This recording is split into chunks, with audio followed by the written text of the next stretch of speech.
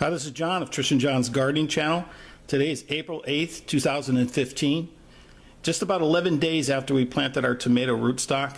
Again, we're using Maxifort hybrid seeds.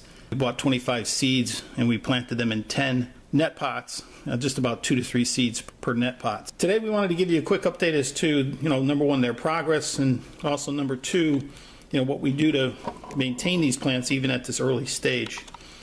If you look to the pot on the left here, this one's a little bit further behind, but what I wanted to show you here is the level of soil. When we first potted these and put the seeds in the ground, we only filled the net pots maybe half full, maybe 2/3 full.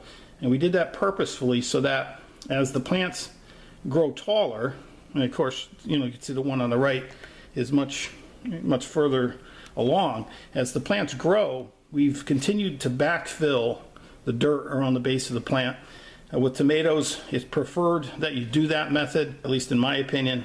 That helps grow a much stronger root system. And of course, with this rootstock, that's exactly what we're going for. We want to get as much root propagation and growth as we possibly can before we go ahead and graft these tomatoes, which is the ultimate goal. It's the reason why we planted these Maxifort hybrid seeds in the first place. So we've got two seeds that propagated here. The one on the left is a little bit anemic. I'm not sure why, but we're going to go ahead and clip him off.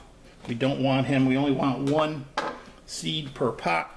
And what we're going to do here is I just take a spoon, and as these grow every other day, every third day, whatever your preference is, we go ahead and we backfill right around the base of the plant.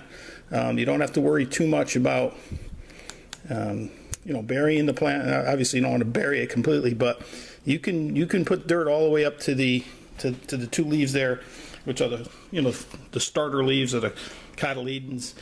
Now that plant will be perfectly fine like that. And again, as this grows taller, 2-3 days from now, we'll go ahead and backfill it again. Very similar to what you see on the right. I want to give you kind of an overview here of what these things look like.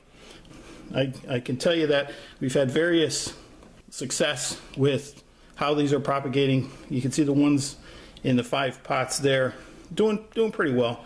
The one in the back as well, a little bit further behind, but they'll be fine. Also, this guy here, not so bad. The one in the center frame. But I have noticed that we've got quite a bit of these particular seeds that have. Okay, so we've zoomed in here, and what I wanted to show you was what's happening here. I've seen this on tomatoes every once in a while. I don't have this happen that often. I'm noticing though with these Maxifort seeds, it's happened quite a lot. I probably had 6 or 7 seeds come up where the cotyledons, which are the first leaves, can't extract themselves from the seed. Kind of get stuck in there, and it really seems to stunt the growth, and in some cases really that plant becomes unusable. So again, I've had a few of these. Let me just readjust the camera here. I don't know if you could see that, hopefully. Again, now in this case, luckily, I've had another seed, at least one other, the one in the center there, that's going to be usable. I'll probably just cut down the other two. Matter of fact, that's exactly what I'm going to do here. So let me zoom out a little bit. Again, what I do here, this is typical. We only want one seed per pot. I would go ahead and extract those two, and I'll just have one. Okay, so the last thing I wanted to show you as far as what I do to water my plants, I like to let the plants dry out as much as possible in between waterings.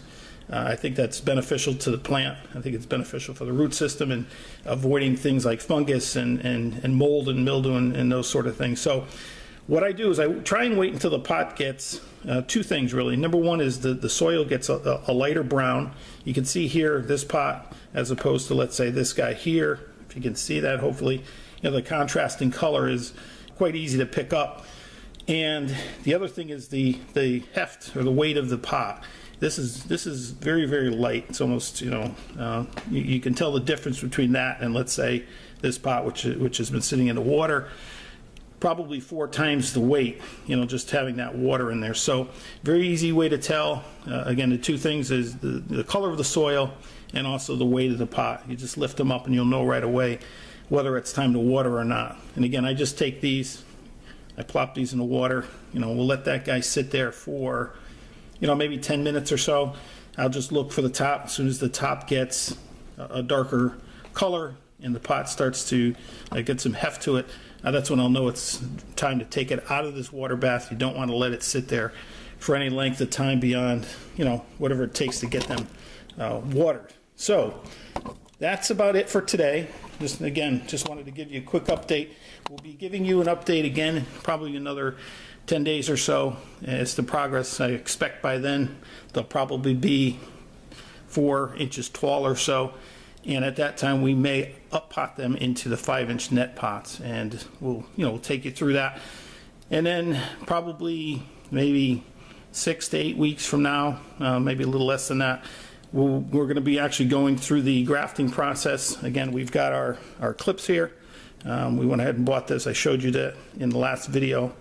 Don't need them yet, but hopefully in about 6 weeks we'll be showing you how we go about grafting these tomatoes. We've got our heirlooms, which we're going to be doing in another video as far as how they're coming along and which ones we're going to be using to graft on top of this rootstock. So that's it for today. If you like this video, please like it and share it with your friends. And hope to talk to you guys very soon, and have a really good day.